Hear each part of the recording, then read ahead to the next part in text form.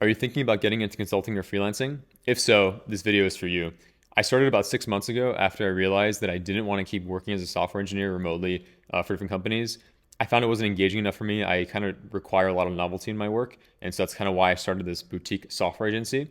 And so over the last 6 months, I've actually learned quite a bit about how to run this kind of business. And so I wanted to share that in this video. I think the key thing here is I'm going to share the perils of indie consulting.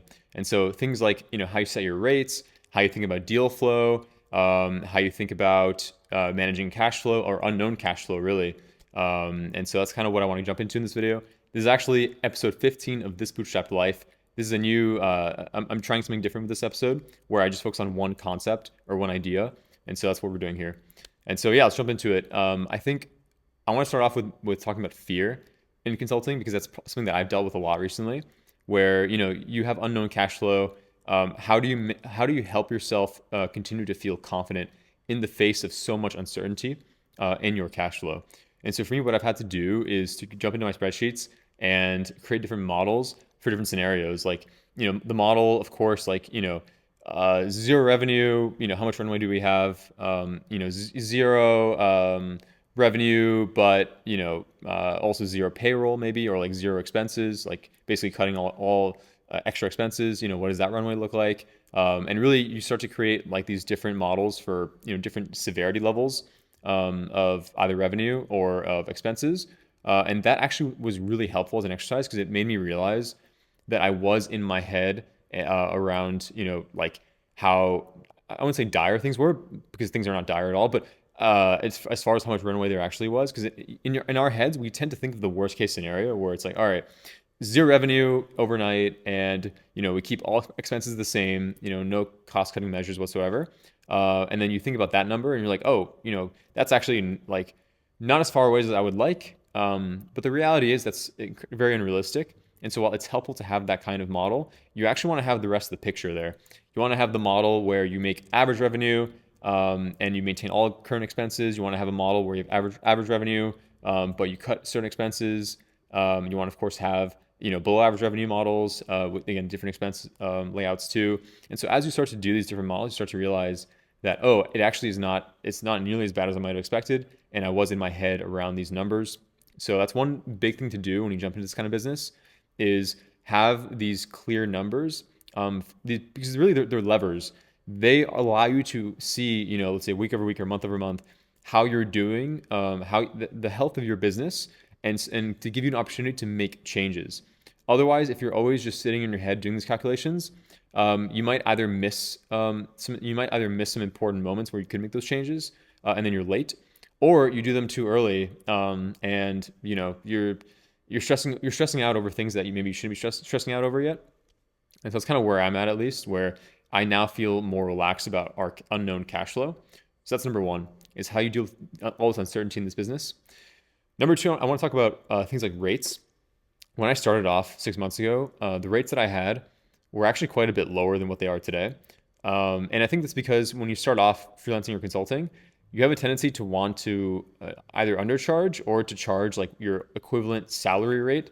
But the reality is that if you're just charging the same hourly rate you're making when you with your job, you're actually not going to be paying yourself enough because you have to factor in how you're going to spend a lot more of your time as a freelancer or consultant looking for deals or closing deals or going to events to meet people so you can close deals. And so you actually don't get to work nearly as much as you did when you were just working like in the same job with the same people.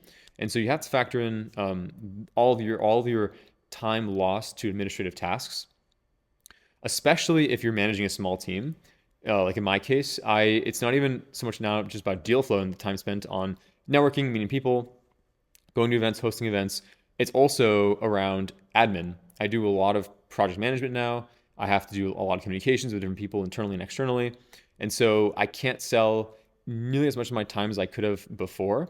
And so as a result of that, my time, for it to make sense, it has to become more valuable. And so that's kind of one key learning that I've had is that I've been able to raise my personal rates while not actually working as many hours as I did before, and actually working fewer hours in most cases, in most weeks, which has been awesome because it means that I have more time to work on the business instead of just being in the business, which are very different things. On the business means that I can actually do vision type stuff. Think about, what do we want to be doing in, 3 months, 6 months, whatever, and make those bigger calculated changes, which I think which is important at this stage because we're still very early in this business. And full disclaimer, this consultancy is actually kind of part-time. We use the other part of our time to run this product studio, and that is to me like the real like long-term leverage here is how do we build a product studio that has a portfolio of software products that actually provide us like recurring revenue on some level. So that's kind of the idea there, and that product studio really can have a portfolio of not just software products, but even educational materials. Maybe it's ebooks, maybe it's courses, whatever it is, workshops, paid workshops, let's say here in SF. So all that kind of stuff. And so to me, that's like where our long-term leverage will lie. But of course, to pay the bills, I think this boutique software agency is actually quite an interesting model. And so far has been going well, I would say. And so it's kind of a way to hedge this product studio because this product studio is not like venture backable. This is just me coming up with ideas and tinkering and saying, oh, let's just build this thing.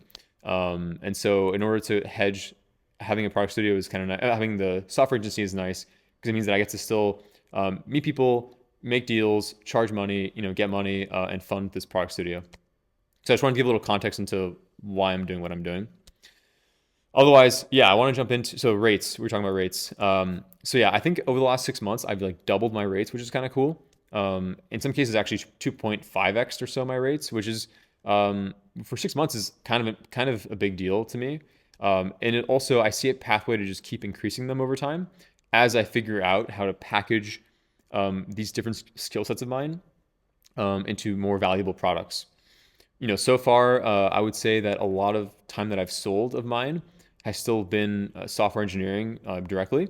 But I think the key thing that I'm learning is that if you can instead basically give the client like an outcome that you can deliver and kind of shield them from all from how the sausage is made, suddenly you have a way to make a lot more money for your time. And the reality is the client, without seeing how the sausage is made, they're still happy because you're promising a certain outcome by a certain time, which is valuable. And so to me, I've been learning how to come up with different models for clients, different outcomes for clients that are attractive to them. Even coming up with add-ons and different proposal options, like if you want this, rush delivery, yeah, of course, you can get that, but it'll cost X amount more money.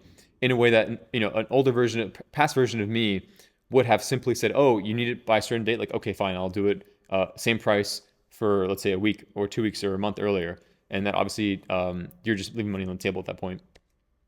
But leads me to my next point though, where you also don't want to nickel and dime your clients. I think it's actually important to understand when a certain deal is less about the actual monetary value of that particular deal and more about either getting yourself a testimonial from that client or adding maybe a prestigious name to your portfolio or whatever, or maybe it's so that you can test out a new product offering for your agency or for yourself as a freelancer.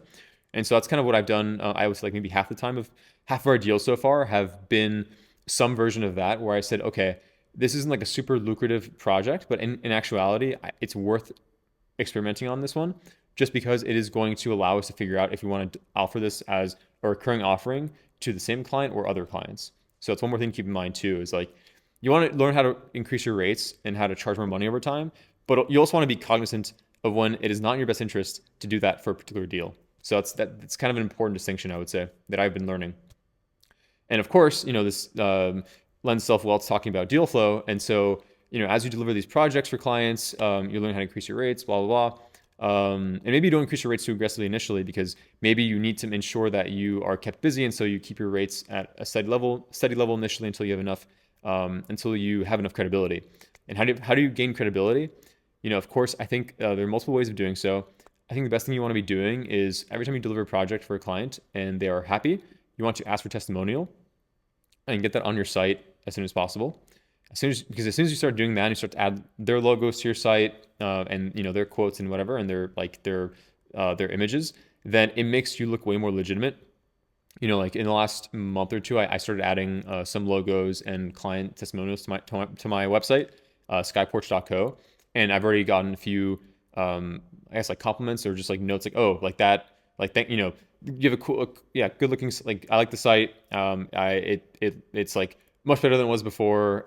It looks more credible basically.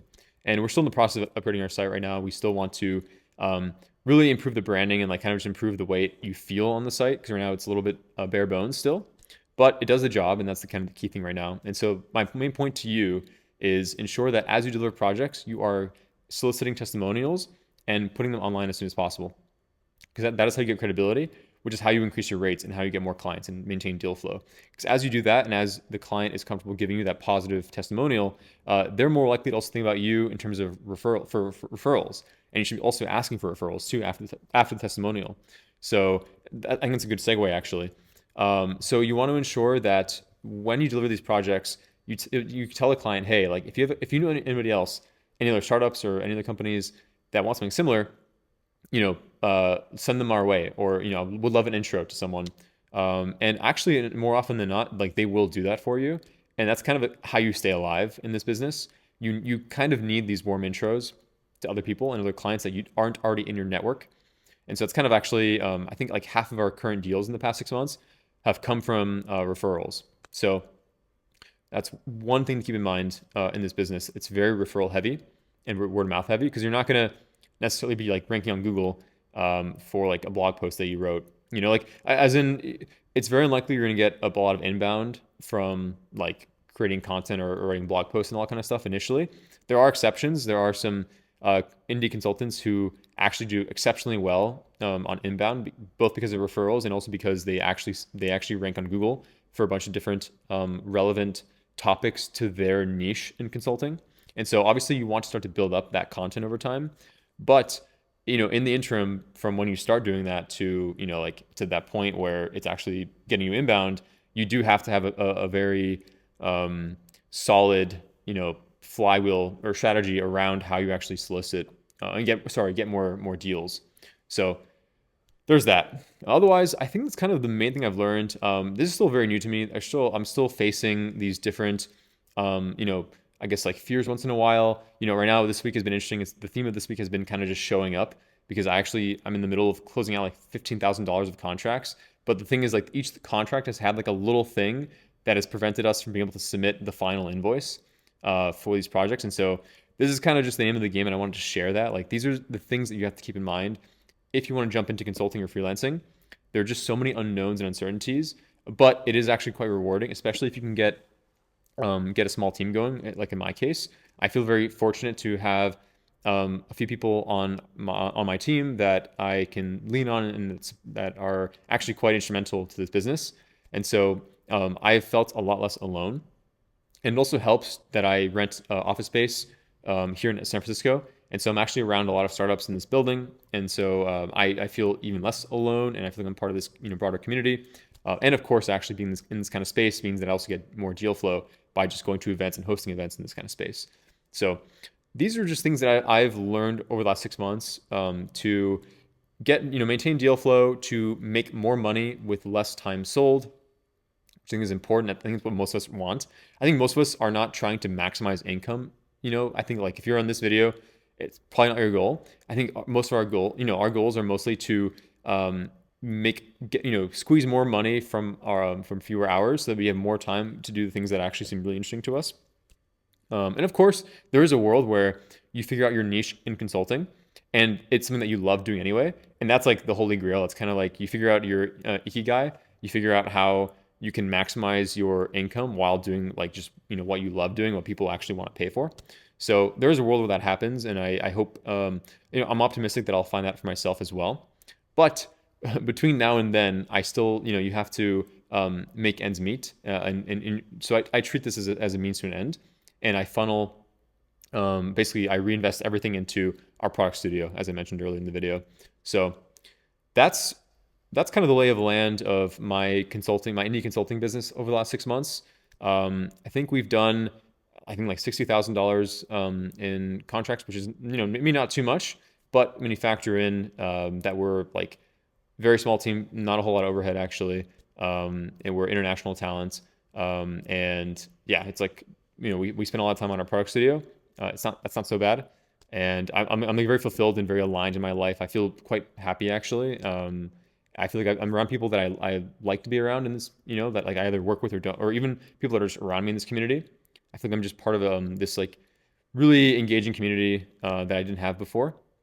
And I also just feel like I'm getting to work on the software that I've always wanted to work on in Vision OS with, working with AI and large language models. I guess you could just create fun software that I've always wanted to have more time to work on. So I'm almost finding my skills to, actually increase more dramatically than when I was working as a software engineer for a company, because now I get to just go in all these different directions at the same time.